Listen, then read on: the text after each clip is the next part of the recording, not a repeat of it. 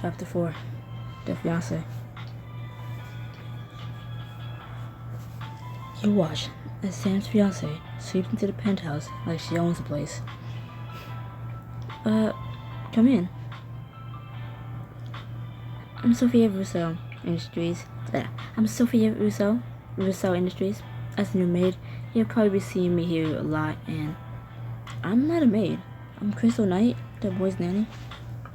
Oh, well, in any case, Sophia gives you a meaningful look, clearly expecting you to get out of her way. Let me take you to Sam and the boys. Just having a surprise dinner for Sam, and impromptu thing the boys drew together at the last minute. How sweet. Hope they didn't leave the kitchen in tatters. They also did a great job, and I think we even have enough leftovers for you to try some. Oh, that's quite alright. I have a strict diet. Sophia pushes the boy past you, heading straight for the dining room. Sophia, what are you doing here? Happy birthday. Sophia greets Sam with a kiss on the cheek, then she offers her a small velvet box. A diamond tennis bracelet. Thank you. It's lovely. And boring. Sam already has like a million of those. Only the best of my boo bear. Sophia reaches out and tussles Mason's hair. He stiffens in his chair. Aren't you happy to see me, Mickey? I brought presents for you boys too. Mason. That's what I said. How would you like a new watch? It's Armani. I got a matching one for you too, Mickey. Thanks. Just what I always wanted. You have a good taste. Has she even been around kids before? What a thoughtful gift, Sophia. Armani timepieces might be a little mature for them, but that's something we can discuss later. You're never too young to become a style icon. Sophia moves to sit in an open chair, or seat, when she notices you still standing there.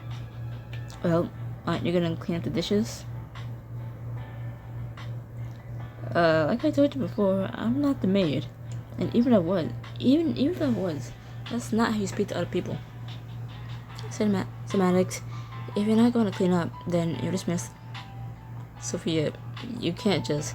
Oh, Sam, you'll never guess he was in my first class with me on my flight.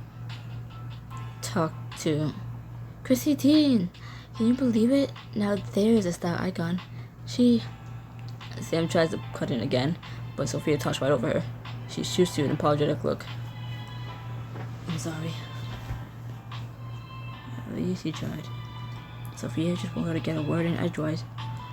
Sophia's still yammering as you start to back toward the door. Good night, everyone. You return to your room and plop onto your bed, still unsure what just happened. You pull out your phone to text the one friend you know who understands. Oh my god, Sophia's here. What? She dropped in unannounced during Sam's B-Day dinner. She's such a spoiled brat. Should have seen the way she was treating everyone. She literally called me to help. Gross. What did Sam say? Nothing.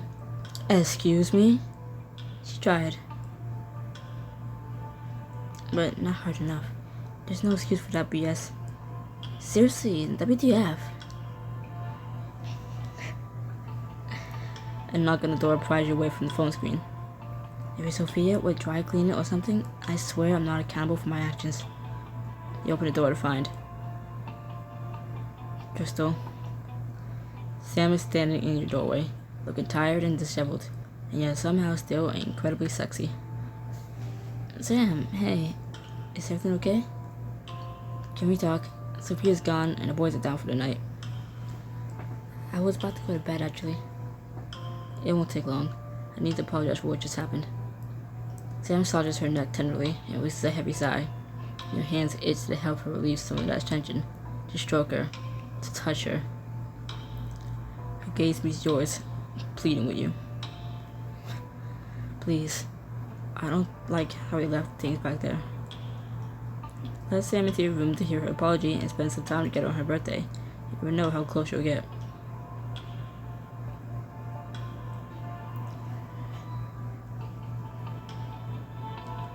After a lingering look, you step back and give Sam space to enter the room.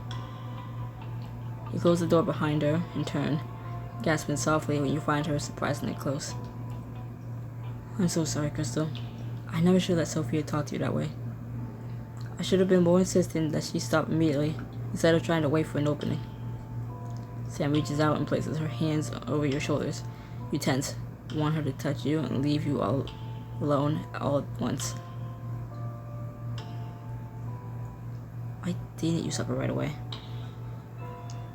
I didn't want to cause a scene in front of the boys, but that's no excuse, especially since Sophia ended up doing that anyway. She made me feel like I wasn't even there. I told her that was completely unacceptable as soon as I finished putting the boys to bed. Despite everything, a smile tugged the corner of your mouth at her words. Oh, Aunt Sophia didn't want to do it? She struggles with them. I decided to save us all an hour or two and take over. You meet Sam's gaze, and feel yourself start to daw a bit. Her hands slip away from your shoulders, causing you to shiver as they go.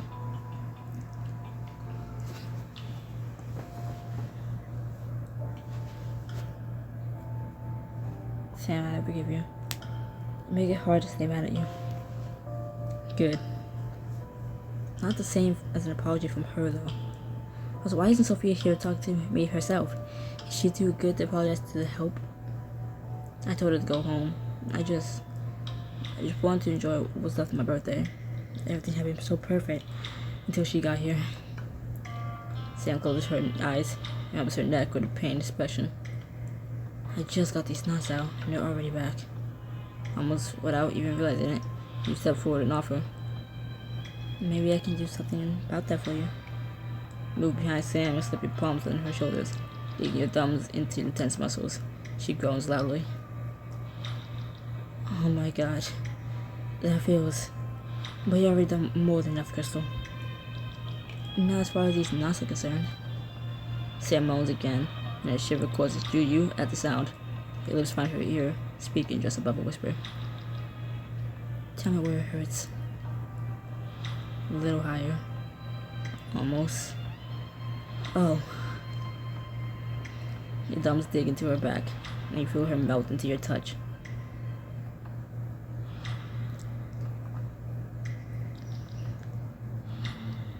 You should get on the bed. Sam swallows and turns, giving you a long look before obeying. You can't help but wonder what she's thinking. But then Sam stretches out on your bed. When you straddle her hips from behind, all your thoughts disappear. You brace your palms against her shoulders and work on the stiff muscles, relishing your chance to touch her. You show how to make a woman feel. I'm a woman of many talents. You've been proving that since day one. I suppose that's another reason why I couldn't stand Sophia treating you like that. We don't have to talk about it. I mean, you're right, it was messed up. But birthday law mandates, we pause that conversation and focus on you. You're too good to me, Crystal. And don't you forget it.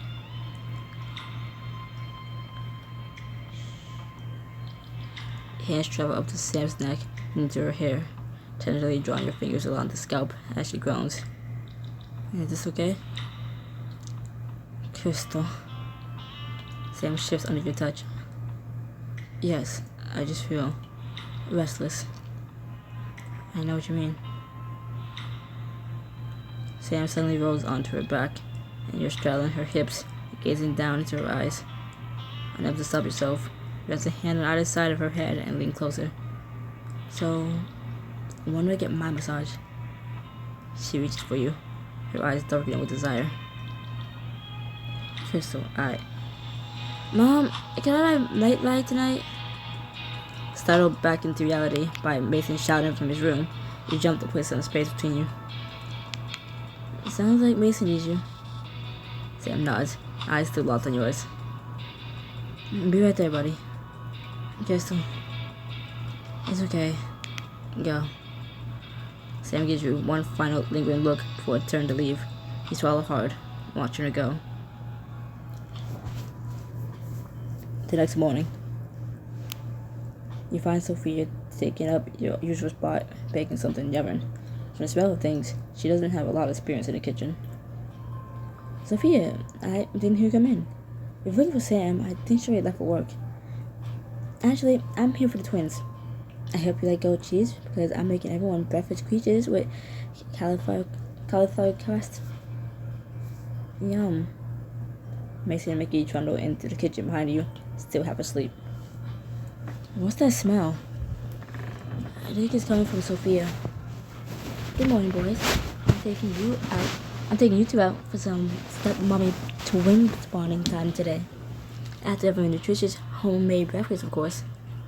You decided not to mention the cardboard box for frozen breakfast creatures stuffed in the trash can. And don't think I forgot about you, Crystal. You have to spend the day helping Robin plan the engagement party. Is that the thing Mom was telling us about the other night? Yeah, Sophia won't just be our aunt anymore. That's exactly right, boys. Your mother and I are going to make our official debut to the world as an engaged couple. And Crystal, we need you to make sure everything is just right for the party. Spend the day with Robin, you say? There are worse ways to pass the time. Yeah, I think we're gonna find out the hard way. I I wouldn't get too comfortable around Robin, Crystal. A word to the wise, she's a total player. Who says we're gonna play the same game? Well, Devin dinks. Sylvia hurries to move the quiches. She ignores you and smiles at the twins. Let's dig in, then get dressed for the best day ever. Yay. After forcing down 2 store-bought quiches, you take the subway to Dalton Enterprises to meet Robin. Crystal, it's a delight to see you again. Yeah, Robin, it's good to see you too. If we're gonna have to plan a fancy party, at least we can have a little fun doing it. You took the words right out of my mouth. I usually have to do all the party planning by myself, which leave me drowning in caterers and decorations, but now we can join together. You're really not trying to sell this, huh? Come on, Crystal. I thought we could be honest with each other. Let's go get our hands dirty. Robin leads you into her office, and the two of you get to work. Here are Sophie's list for us. That's not so bad. I mean, seriously? You gotta be kidding me. Please tell me this is some kind of sick joke. Even I'm not this funny. I don't know why she bothers asking for help. She's gonna micromanage like this. Entree suggestions, decoration do's and don'ts. Party games that highlight not only result in Dalton as companies, but also as a couple. Damn, there's something seriously wrong with her. When does she even have time to do all this? I'm pretty sure vampires don't sleep. Ready to wage with appetizers? Robin passed you yet another list. It's all the fancy stuff. Are there gonna be kids at this thing? Kids have never been Sophia's strength. Well, I say we try to sneak sliders in there. Robin's eyes gleam with mischief, and she grins. Somebody not liking Sophia over there. I didn't say that. She's so refreshing, like a cold jog. Reminds you that you're alive. Because you feel like it's killing you. No comment. But I'm really not trying to mess with her. I just want the people at her party to actually be able to eat. And someone on the guest list, I appreciate it. Appetizer is check. What's next? A few hours later, Robin hangs up the phone after barging in with an antiques dealer over the chandelier Sophia apparently has to have at the party. I think that's actually everything. Drinks? You grin as Robin moves to the cart in the corner of her office, casually pouring 2 drinks. I have to say, I'm pretty impressed by the way you tackled everything. When we first met, I figured you were just a party girl. Can you blame me? I know Sam introduced me as her assistant, but my actual title was Deputy Chief Operating Officer. It's a little more complicated than taking messages and scheduling meetings. Nowadays, Sam and I don't even see each other, or my father for that matter. Our father. I thought you were just unofficial siblings. I left the Deltas, dropped middle and high school. They practically adopted me. All that was missing was paperwork. Robin seemed suddenly preoccupied with her drink, trying not to a little too casual. Sam always had everything handed to her growing up, no questions asked. The important job, the cute kids, the fancy fiancé. For me, I had to work for everything, and it's still not being enough. I'm right behind her though. It's a close call, which one of It's a close call which one of us will win in the end. Do I sense a little sibling rivalry here? Of course not. I wouldn't be here if it went all for her. I wouldn't be here at all if it wasn't for her. I'm sure she's gonna be awarded the position of CEO of the dad, and she's gonna marry Sophia. It's practically a done deal. I'm just next in line in case she totally effed it up. Really? I didn't know that. Yeah, it's just too bad Sam and Sophia... Never mind. What? She can't leave me hanging like that. If I can get Robin to give me the deeds on his so-called engagement.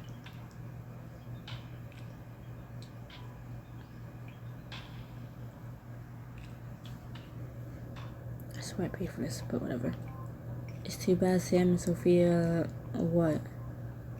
I probably shouldn't be airing all a dirty laundry in front of a complete stranger.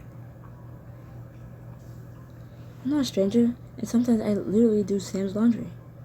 Don't I deserve to know what I'm cleaning up? I thought you weren't a maid. I'm not, but it's practically impossible to take care of 2 7-year-old boys and not do the wash sometimes. Fair enough. Their engagement has a lot more to do with business than love. It's basically an arranged marriage. That makes a lot more sense. I just couldn't figure out what Sam could possibly see in Sophia. Oh, maybe I didn't pay for this. Maybe I didn't pay for this? I mean, she is beautiful, wealthy, and smart. The fact that she's also a good piece of work is mostly an added. Our dad, he's what you might call conservative. He won't step down as CEO until Sam marries Sophia and merges the empires. Seriously? Even though it's not exactly a conservative union? Oh, you mean the whole gay marriage thing? It was quite the kerfuffle for the first time around. Oh, they did change the story around a little bit because it's 2 women. Apparently I never paid damage for this because I never cared. I swear never mind. But after your daughter has already married a woman once, I guess you kind of have to lean into it. And that's something, at least. I can't blame the man too much. Dalton Enterprises plus Rousseau Industries is a heated combination, almost like their scotch. Which I know about that part we just said. So I would have been prepared when we met the father. Mom takes a sip from her drink. Oh yeah, hi, commentary. I'll stop. Still. Oh, you're not wrong about it being backwards as hell, but Dad thinks having a wife and kids will help cement a woman in her life. And the fact that Sam already had both those things, utterly beside the point. Deep down, I think Dad does want Sam to be happy, but he's a my way or the highway sort of guy. Your dad sounds like a real asshole. You can't just force people to do what you want, no matter how good your dick is for them. No, it's not forcing Sam. She entered the agreement willingly enough.